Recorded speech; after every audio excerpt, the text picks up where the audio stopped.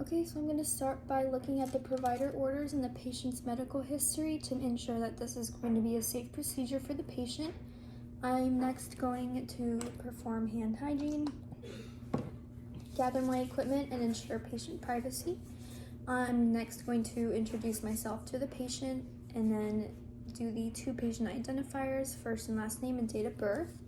And then I'm going to explain the procedure to the patient as well as assess their cough and gag reflex. Next, I'm going to place the patient in a high Fowler's position and take the patient's pulse ox and vital signs to ensure that they are ready for the procedure. I'm going to instruct the patient to hold one nostril and breathe out and then the other. And I'm going to place the tube in the most patent nostril. And I'm going to have him lift his finger. I'm going to instruct him to lift his finger if he feels any discomfort or if he starts to gag. So I'm going to measure from his earlobe, from the tip of his nose to the earlobe, and then down to the xiphoid process. And I'm going to mark. That is how much I should be going in with the tube.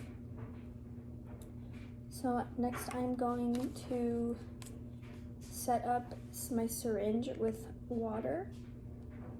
This is sterile water.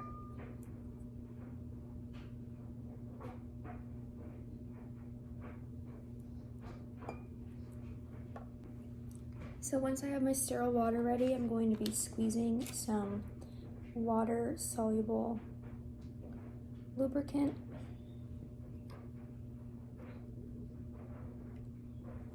I'm going to apply my clean gloves.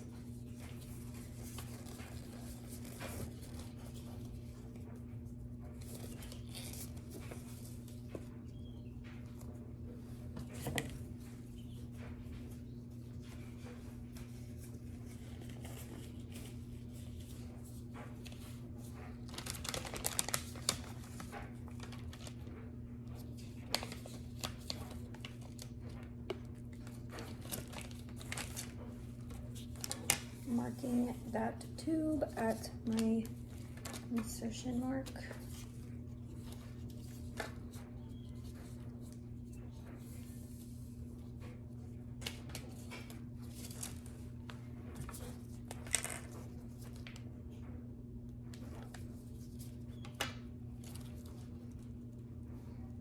I'm going to next insert 10 milliliters of my sterile water into the tube.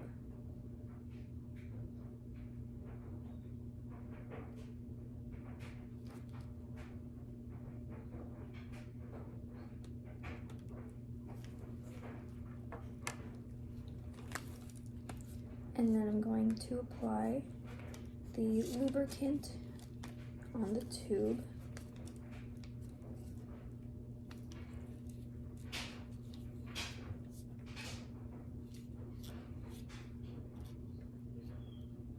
And with the assistance of another nurse, she is going to be giving the patient water when we reach a certain point.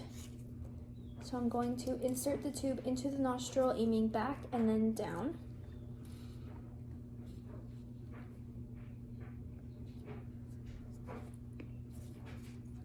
And aiming down.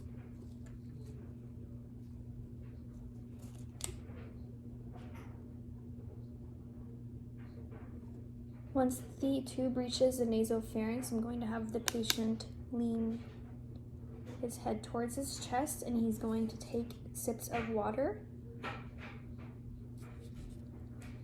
Alright.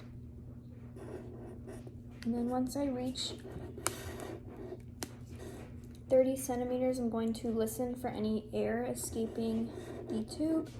And if I do hear any air, I'm going to start the procedure over because we have reached the trachea and not the esophagus. And then I'm just going to continue inserting the tube until we reach the desired point. At this point, I'm going to have the assistant hold my tube and then check the position of the tube with a pen light and tongue blade. So it looks like it's good. I'm going to then anchor the tube with a piece of tape, assuming that I have an assistant to hold the tube for me, but I do not at the moment.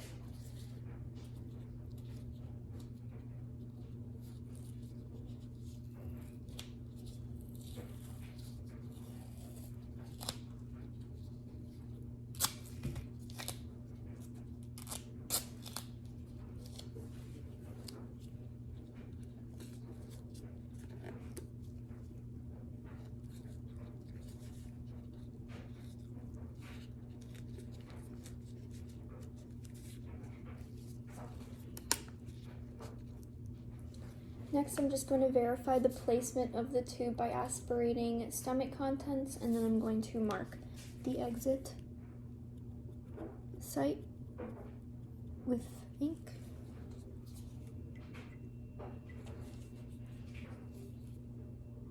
And I'm going to then place another piece of tape at the patient's nose to ensure that it is secure.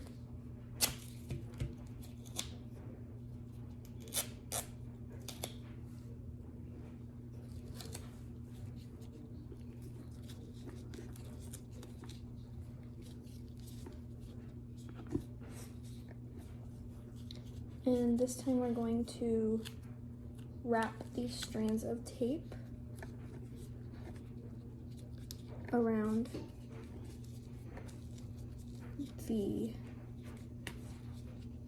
tube.